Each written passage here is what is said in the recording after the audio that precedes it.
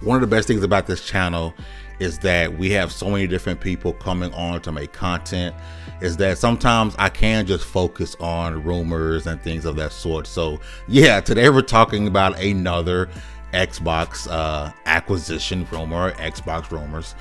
This time courtesy of Jeff Grubb, friend of the channel, has been on the podcast before. Would love to have him come back again, just kind of chat and have some fun. He recently spoke late last week about a few potential things that could be happening with Xbox and Microsoft. As you guys know, there's been countless amount of rumors about Xbox and Take-Two, Xbox and Warner Brothers, Xbox and big publisher A, big publisher B.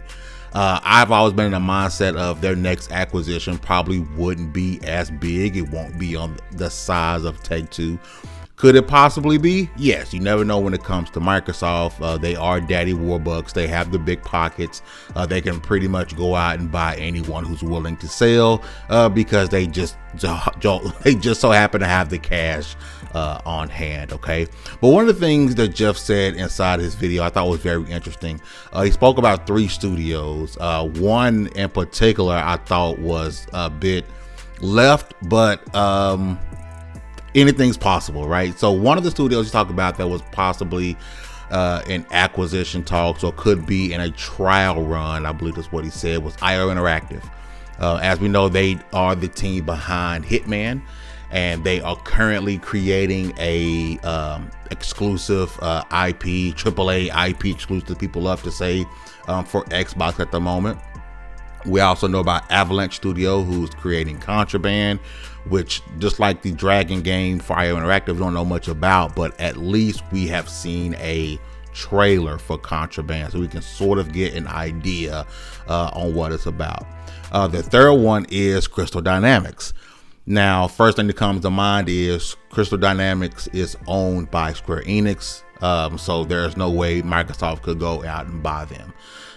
But there is a possibility that, you know, maybe Square Enix is wanting to or willing to sell Crystal Dynamics. And maybe if that's the case, maybe Crystal Dynamics is then infused into the initiative, or they're continuing to be their own separate issue. But I thought that was a very interesting take by Jeff, and to speak about Crystal Dynamics possibly. Now, he isn't confirming anything. This is true. He's on the assumption that this are trial runs.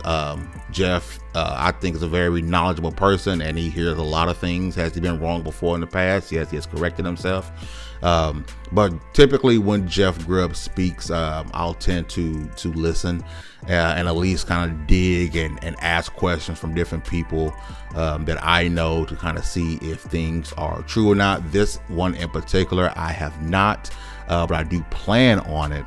But I do believe the IO, we've heard about IO Interactive being a possible Microsoft target for a while now. There isn't anything new. Avalanche, not so much, but they are making an exclusive game. But the Crystal Dynamics one I thought was very interesting because they have a parent studio. They are not free agents. They are not independent.